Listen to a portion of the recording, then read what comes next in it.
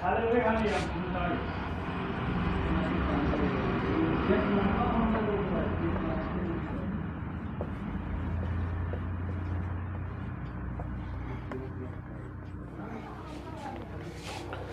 संख्या का योज्य प्रतिलोम वह संख्या होता है जिसको दी गई संख्या में जोड़ने पर उसका आंसर 0 आता है। जैसे 5 का योज्य प्रतिलोम, तो 5 में कितना जोड़ेंगे कि आंसर आएगा, 5 में क्या जोड़े कि आंसर 0 आवे, तो होगा -5।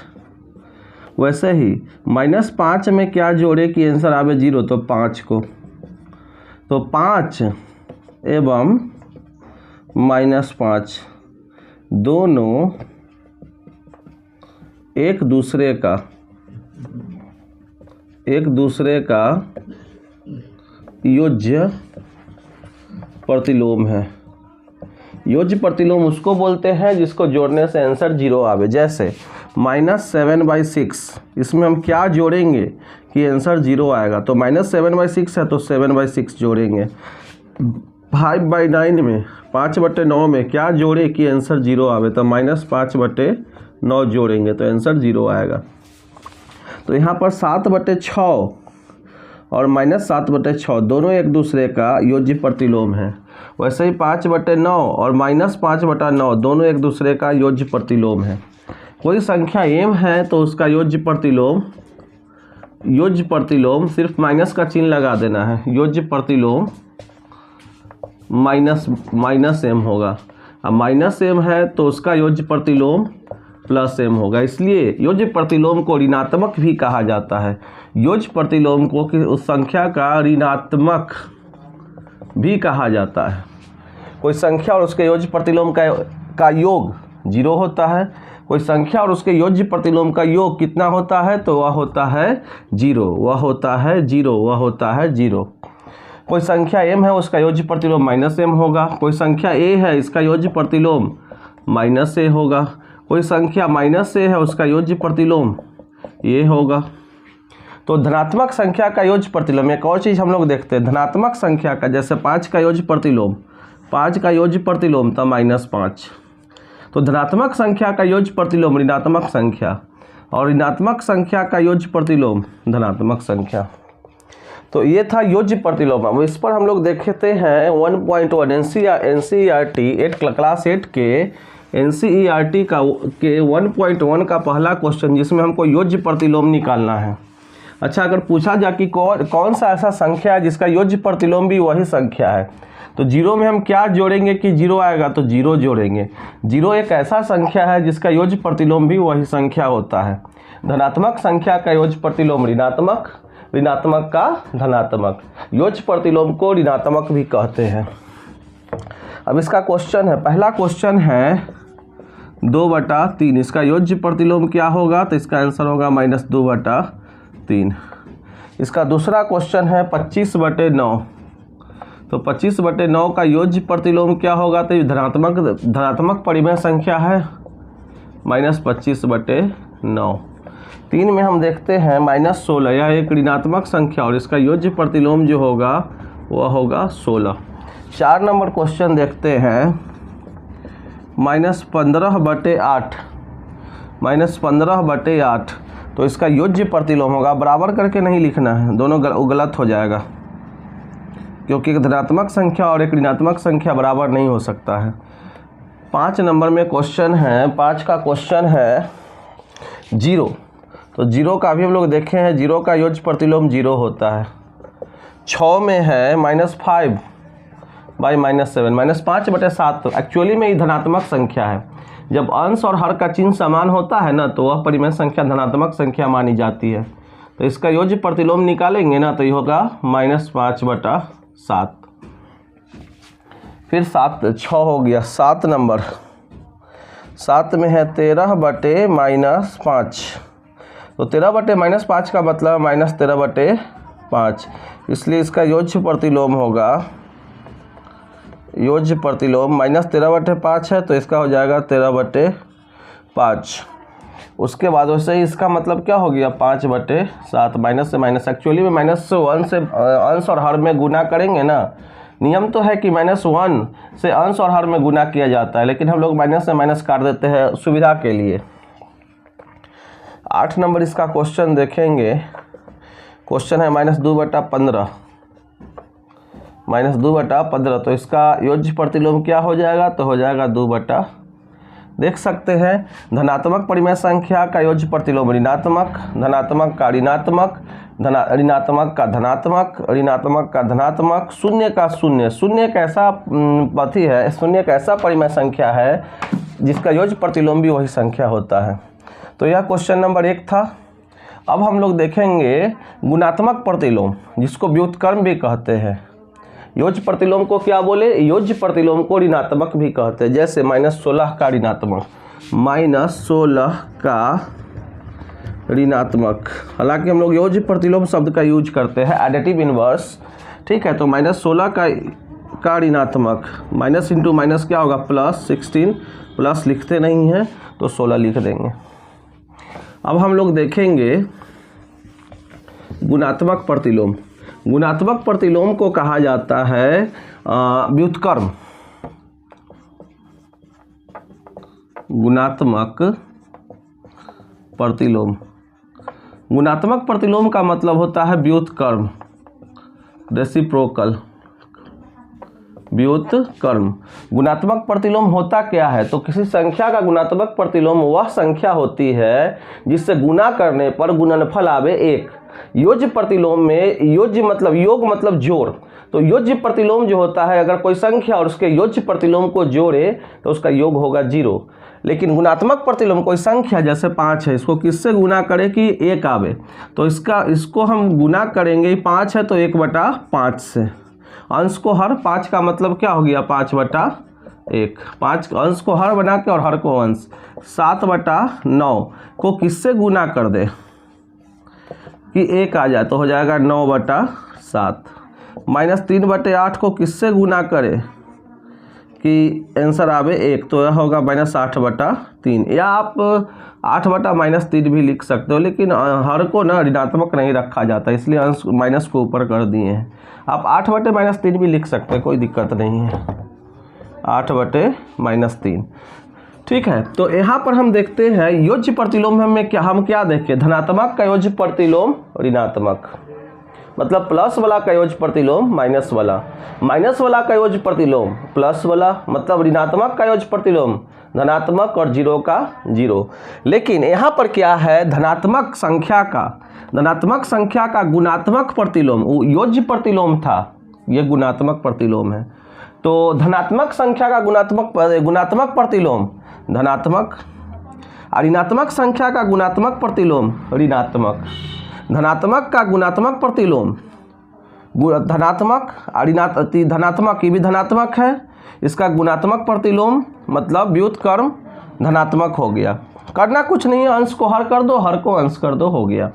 लेकिन एक बात याद रखना, 0 का अगर हम गुणात्मक प्रतिलोम निकालते हैं तो ऐसी कोई भी संख्या नहीं है जिससे हम गुना करें तो आंसर आवे। आप कहिएगा कि जैसे इसको पलटे हैं वैसे इसको ही पलट देते हैं, नहीं, ये गलत है, ये गलत है, क्योंकि 1/0 यह परिभाषित ही नहीं है, अपरिभाषित है, परिभाषित नहीं है। 0 से कोई संख्या को हम भाग नहीं देख सकते हैं, 1/0 परिभाषित नहीं है। तो 0 एक ऐसा संख्या है, 0 एक ऐसी संख्या, ऐसा नहीं ऐसी, 0 एक ऐसी संख्या है 0 का जिसका कोई गुणात्मक प्रतिलोम नहीं होता है। 0 एक ऐसी संख्या है जिसका कोई गुणात्मक प्रतिलोम होता ही नहीं है, नहीं होता है, क्योंकि अगर 0 का 1/0 करेंगे तो ये परिभाषित ही नहीं है और यह अपरिभाषित है। अब इस पे हम क्वेश्चन देखते हैं। एक्सरसाइज का 2 नंबर क्वेश्चन जो है इसी पे है, गुणात्मक प्रतिलोम पे। गुणात्मक प्रतिलोम में हम लोग क्या सीखे? धनात्मक संख्या का गुणात्मक प्रतिलोम धनात्मक और ऋणात्मक संख्या का गुणात्मक प्रतिलोम ऋणात्मक। 0 का कोई गुणात्मक प्रतिलोम नहीं होगा। अब इसमें क्वेश्चन है, इसमें भरने के लिए दिया है, एक टेबल बना दिया है और इसमें भरने के लिए दे दिया गया है। इधर संख्या है और इधर है इसका गुणन प्रतिलोम। अब यह है, एक बना के भी दिखाया है, 13 है तो 1 बटा या -1/13, आपके बुक में 1 बटा -13 दिया। जनरली अंश को ऋणात्मक रखा नहीं जाता है, तो इसको हम लोग -1/13 लिखते तो ज़्यादा अच्छा होता। चलिए, आपका बुक दिया है 5/4, क्या हो जाएगा इसका, पलट देंगे, 4 ऊपर और 5 नीचे, फिर 4 बटे -7 तो -7/4। उसके बाद क्वेश्चन है -5 बटे -8, आप लिख दीजिए -8 बटे -5। फिर उसके बाद है -1, तो इसका क्या होगा। अच्छा, एक और चीज़ गुणात्मक प्रतिलोम के बारे में, 1 का गुणात्मक प्रतिलोम, 1 का गुणात्मक, 1 को किससे गुना करे कि आंसर 1 आएगा, तो 1 ही है। और -1 को किससे गुना करे कि -1 आएगा, तो भी -1 है। तो 1 और -1 दो ऐसी संख्या है जिसका गुणात्मक विलोम वही होता है। मतलब 1 का गुणात्मक विलोम 1 और -1 का गुणात्मक विलोम -1। अगर आपसे पूछे दो ऐसी संख्या बताओ जो अपने आप का गुणात्मक विलोम है, तो वह आंसर होगा 1 और -1, 1 और -1, क्योंकि 1 को गुना करेंगे 1 से, आंसर आएगा 1।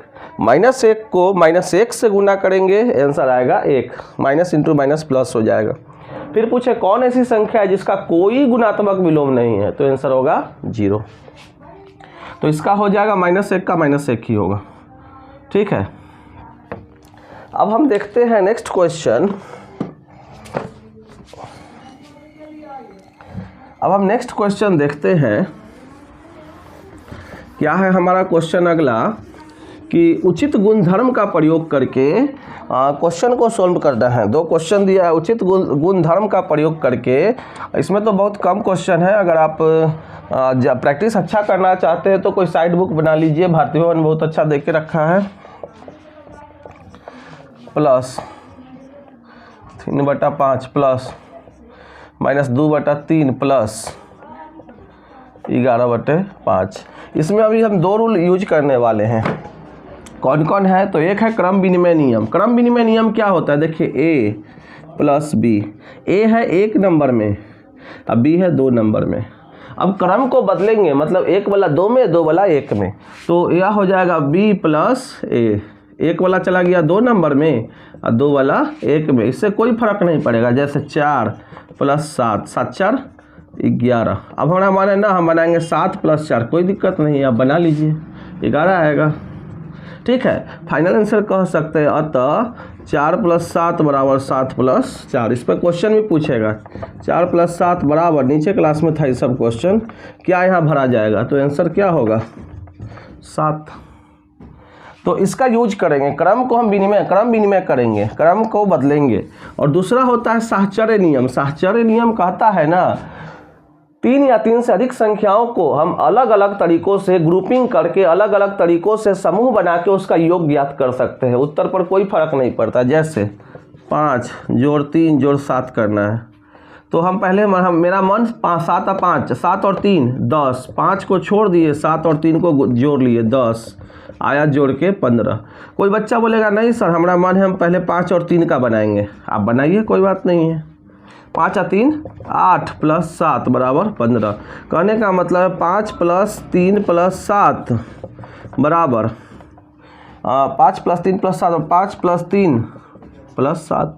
यही साहचर्य नियम है। साहचर्य नियम क्या कहता है कि अलग अलग क्रम में, अलग अलग तरीका से हम समूह बना करके भी जोड़ेंगे तो आंसर उतना ही आएगा। अभी दोनों का यूज करेंगे। कैसे यूज करेंगे, देखिए हम क्या करेंगे, इस दोनों को आपस में बदल देते हैं योग का क्रम विनिमय नियम से। इसको इधर कर लेते हैं, क्यों करते हो अभी बताते हैं आपको, क्यों करेंगे ऐसा। हम डायरेक्ट भी बना सकते थे, लेकिन क्वेश्चन में बोला गया है कि उचित गुणधर्म के उपयोग से निम्नलिखित का मान ज्ञात कीजिए। इसलिए उचित गुणधर्म के उपयोग से, क्या लिखा हुआ है, उचित गुणधर्मों के उपयोग से निम्नलिखित का मान ज्ञात कीजिए। ठीक है, तो हम क्या किए, अब क्यों किए, क्वेश्चन है कि क्यों किए।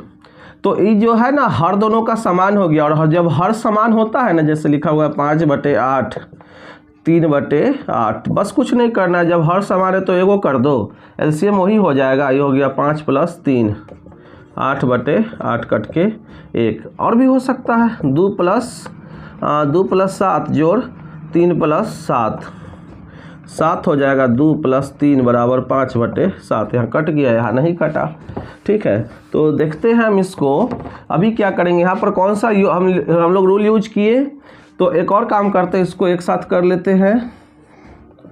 अभी हम लोग दो गुणधर्म यूज किए हैं। एक है योग के क्रम विनिमय तथा साहचर्य। ये ग्रुपिंग जो कर लिए हैं अलग अलग तरीका से, साहचर्य अलग अलग समूह बना लिए हैं, नियम दोनों एक साथ कर लिए हैं। ये क्या होगा, 3 हो गया, 4 प्लस गुने minus, plus into minus minus. 3 को कितना से गुना करेंगे, जब हर सेम हो तो सीधे जोड़ देते हैं, कोई दिक्कत नहीं है। प्लस यहाँ भी हर समान है, 5 लिख दीजिए, यह हो गया 3 प्लस माइनस माइनस। 4 से 2 गया 2/3 और 3 से 11 गया। देखिए 3 मतलब क्या हो गया, 3 का मतलब है +3, तो 3 - 11 मतलब +3 - 11। 3 रुपया जमा, 11 रुपया उधार। 3 रुपया के सिक्के मेरा दुकान वाले के पास जमा था, उससे जाके 11 रुपया का सामान ले लिए हम। तो अगर ये 3 रुपया सधा भी लेगा तब भी कितना हो जाएगा, 8 रुपया उधार हो जाएगा। 8 9 10 11। ठीक है, अब इस दोनों का एलसीएम लेंगे 15। यहाँ पर जो हम एलसीएम लिए हैं ना, 3 और 5 को गुना करके लाए हैं। एलसीएम जब ले रहे हैं तो 3 और 5 को गुना किए हैं, तो जब भी गुना करेंगे ना तिरछा गुना कर लेना, इजी रहता है। ऐसे कर सकते हैं, 3 को कितना बार पढ़ेंगे तब 15 आएगा, 5 बार। तो 5 से 2 को गुना करेंगे, और 5 को कितना बार पढ़ेंगे तो 3 बार। 3 को कितना था, 5 बार। 5 को कितना था, 3 बार। उससे अच्छा तिरछा कर लो, 5 दूना 10। प्लस माइनस माइनस हो गया, यहाँ भी प्लस माइनस माइनस। 8 3 24। 24 से 10 गया तो 14/15। यही हमारा हो गया आंसर। अब दूसरा क्वेश्चन हम देखते हैं। आप पॉज करके अगर आपको उतारना है तो उतार सकते हैं। अब दूसरा क्वेश्चन इसी का देखते हैं हम। क्या है भाई दूसरा क्वेश्चन,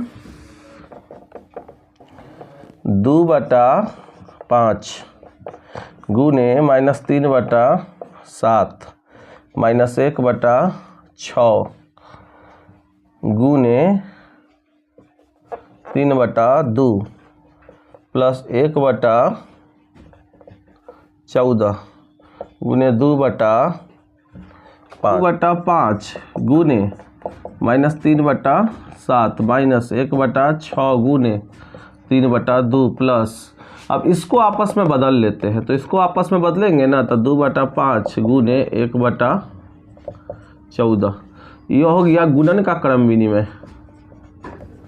गुणन का क्रम विनिमय क्या हुआ, 2/5 -3/7। अब इस भाग, देखिए यहाँ 3 भाग है, एक भाग, दूसरा भाग, तीसरा भाग। भाग कैसे गिनते हैं, तो भाग गिनते हैं प्लस से या माइनस से या बराबर से।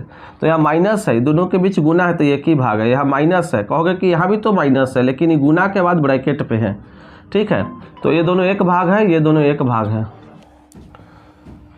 अब ये क्या होगा, तो अब इस भाग को उठा के यहाँ ले आते हैं। 2/5 गुने 1/14 माइनस 1/6 3/2। यहाँ पर कौन सा नियम लगाए, योग का, ये पूरे भाग को उठा के ले आए हैं, प्लस है क्रम विनिमय। इस दोनों भाग में हम क्या कॉमन लेंगे, तो इसमें देखिए दोनों भाग में 2/5 2/5, इसको यहाँ से बाहर कर लेंगे। तो यहाँ 2/5 गुने क्या बचा, -3/7 प्लस यहाँ से हटा लिए तो बच गया 1/14। 2/5 यहाँ से भी हटा लिए तो बच गया इस भाग में 3/7 -3/7, और इस भाग में से 2/5 हटा लिए तो बच गया 1/14 -1/6 गुने 3/2। क्वेश्चन गलत तो ना उतारे, एक बार क्वेश्चन मिला लेते हैं। 2/5 -3/7 1/6 3/2 2/5 1/14। ठीक है, तो यहाँ पर हम क्या करते हैं, यह है अभी यहाँ जो हम नियम लगाए हैं, इस नियम को बोलते हैं गुणन पर योग का, योग पर गुणन का योग पर गुणन का वितरण नियम। अभी क्या होगा, 2/5 गुने लघुत्तम होगा 14, 7 दूनी 14 तो 3 दूनी 6 -6 प्लस 14 एकम 14 तब ये हो गया 1/6 गुने 3/2, ये हो गया 2/5 -5, 6 रुपया उधार 1 रुपया जमा, 5 रुपया उधार हो जाएगा। 5 से 5 एक बार में कटेगा, 7 बार -1 हो गया, -3 से 2 बार में, तो क्या बचेगा इसमें 1/4 क्या आया, -1/7 -1/4, 7 और 4 का लघुत्तम 28,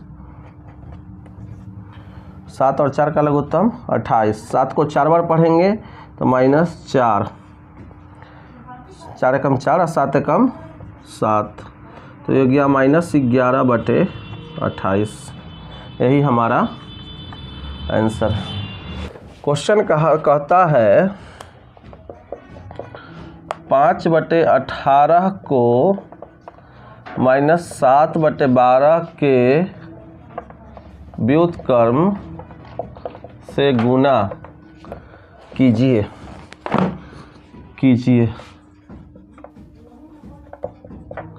हल।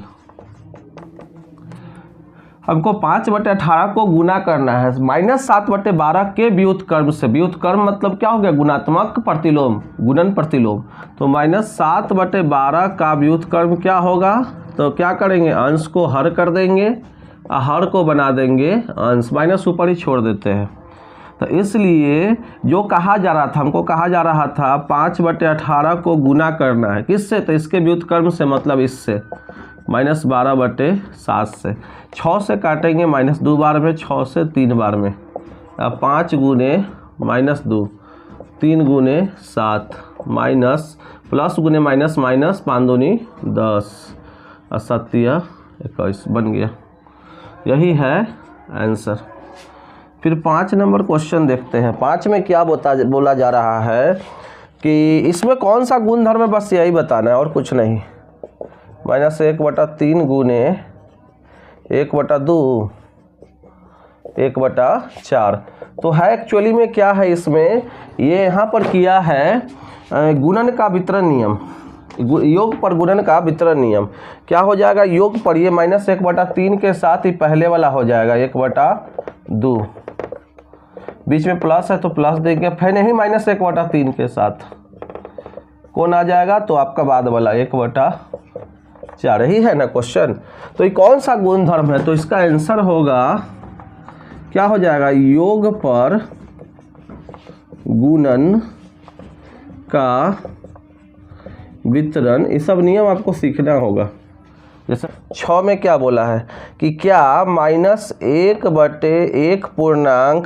का गुणात्मक प्रतिलोम 8/9 है का, हमसे पूछा जा रहा है कि क्या इसका गुणात्मक प्रतिलोम 8/9 है, ये पूछा जा रहा है। तो पहले इसको हम तोड़ेंगे, -8 एकम 8 प्लस 1/8, मतलब क्या हुआ, 8 1 -9/8। तो इसलिए -1/1 का गुणात्मक प्रतिलोम क्या हो जाएगा, तो अंश को हर कर देंगे, हर को अंश, तो यह हो जाएगा 8/9। जबकि क्वेश्चन पूछ रहा है 8, जबकि बोल रहा है कि इसका गुणात्मक विलोम हमसे पूछा जा रहा है 8/9 है, तो नहीं 8/9 तो नहीं है, 8/-9 है, या -8/9 आप बोल सकते हैं। तो आंसर होगा नहीं। आंसर क्या हो जाएगा, नहीं, वह नहीं है। ऐसे भी सोचने वाली बात है कि ऋणात्मक संख्या है, तो ऋणात्मक संख्या का गुणात्मक प्रतिलोम भी ऋणात्मक होता है।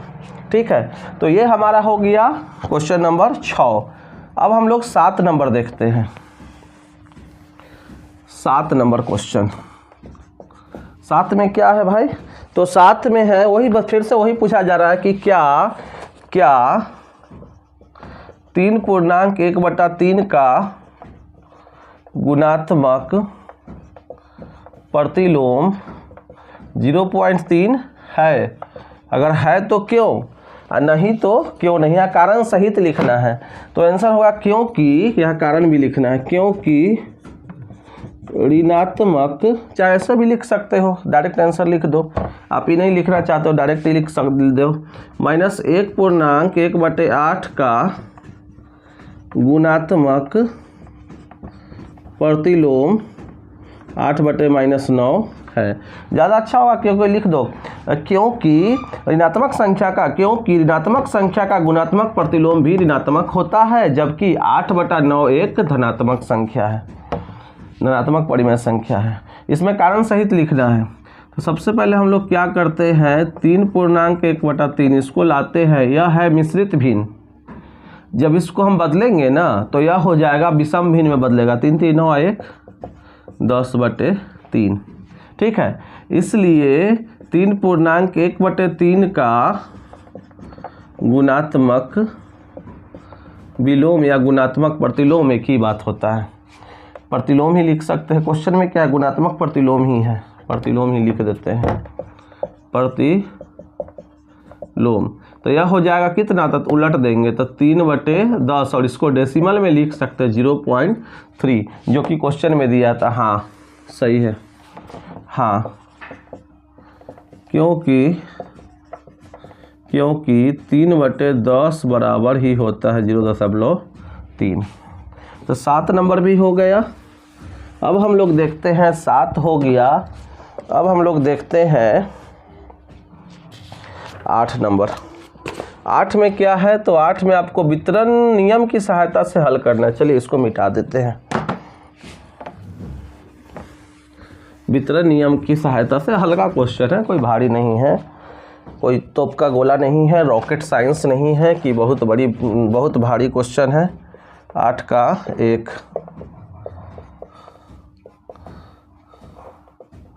2/3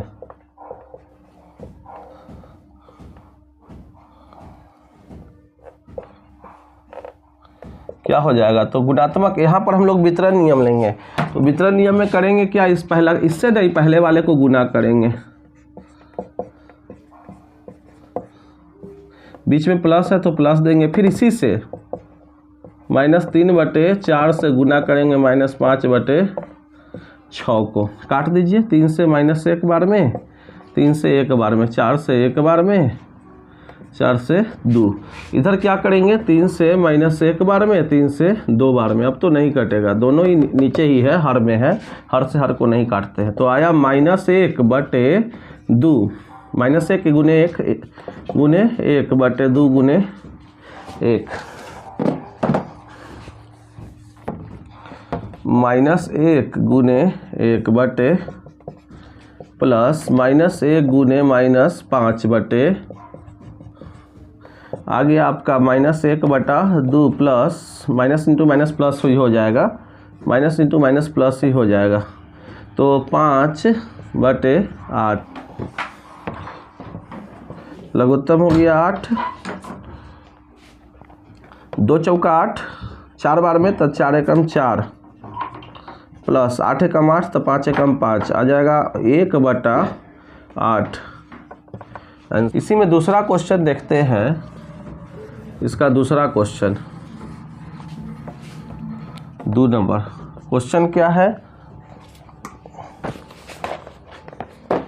क्वेश्चन है 5/6 गुने -2/5 प्लस 3/10। तो फिर से वही वितरण नियम लेते हैं, योग पर गुणन का वितरण नियम। 5/6 से गुना करेंगे -2/5 को, प्लस इसी से फिर से गुना करेंगे किसको, 3 बाद वाले को काट दीजिए, कटने वाले को 5 से 5 कट गया एक बार में, 2 से -1 2 से 3, 3 से 1 बार में, 3 से 2, 5 से 1 बार में, 5 से 2 आया 1 गुने -1 बटे 1 गुने -1/3, 1 गुने 1/2 गुने 1 से, ऐसे डायरेक्ट भी लिख सकते हैं, इसको भी डायरेक्ट /3 लघुत्तम होगा 6, 3 दूनी 6 तो 2 एकम 2, 3 दूनी 6 2 बार में, तो इसको भी 2 से करेंगे, इसको 2 तिया 6 3 बार में तो 3, घटा के आया 1/6। ये आंसर हो गया 1/6। अब 8 नंबर हो गया। अब 9 नंबर क्वेश्चन हम लोग देखते हैं। 9 में सिर्फ मिलान करना है। 9 का क्वेश्चन उतार लेते हैं पहले। 9 का 1 नंबर देखिए, सबसे पहला क्वेश्चन जो है, ये 10 क्वेश्चन है। सबसे पहला क्वेश्चन जो है वह है हमारा ये, इसमें क्या किया गया है, क्रम को बदला गया है। जो 1 नंबर में है बराबर के दूसरी ओर 2 नंबर में चला गया, और जो बराबर के पहले 2 नंबर में था वो 1 नंबर में। तो यह है आपका योग का क्रम विनिमय, योग का क्रम विनिमय। तो आंसर जो हमारा होगा ना 1 का, देखते हैं कितना नंबर में लिखा हुआ है योग का क्रम विनिमय, योग का क्रम विनिमय, योग का क्रम विनिमय जे में, इसका आंसर हो गया जे। 2 का बात करते हैं। 2 में है गुणन का क्रम विनिमय, जो बराबर के पहले 1 में है वो 2 में चला गया, जो 2 में है वो 1 में, तो यह गुणन का क्रम विनिमय, गुना का क्रम विनिमय नियम, तो यह आई में, आई में। 3 में है साहचर्य नियम, वो भी योग का, तो देखते हैं योग का साहचर्य नियम एच में, एच 4 में, ये हो गया, ये हो गया, ये हो गया। 4 में कौन नियम लगाएंगे, संबरक नियम। 2 परिमेय संख्याओं का योग भी परिमेय संख्या होती है, 2 परिमेय संख्या का योग भी एक परिमेय संख्या होती है, संबरक नियम। तो संबरक नियम किस में है, एफ में। 5 की बात करते हैं। 5 में ये हो गया। 5 में क्या है, तो यह साहचर्य नियम है गुना का, गुना का साहचर्य नियम कहाँ लिखल है, गुना का साहचर्य सी में। 6 में क्या है, इसको बोलते हैं योज्य तत्समक, कि 0 को कोई नंबर में जोड़ेंगे ना तो उसका आंसर वही होगा जो पहले से था, योग का तत्समक। गुना का तत्समक 1 होता है, योज्य का तत्समक 0 होता है। तो 6 नंबर क्वेश्चन का है आंसर, हाँ हाँ रुको ना, रुको ना थोड़ा देर बाबा।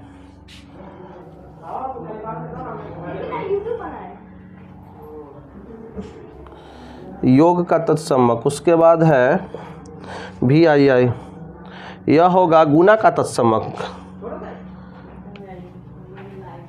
बी गुणात्मक तत्समक, गुणात्मक तत्समक। उसके बाद है 8 नंबर, ये हो गया यह योग पर गुना का वितरण नियम, योग पर गुना का वितरण नियम।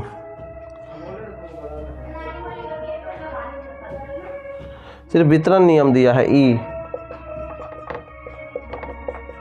9 नंबर गुणात्मक प्रतिलोम जी 10, यह हो जाएगा योज्य प्रतिलोम।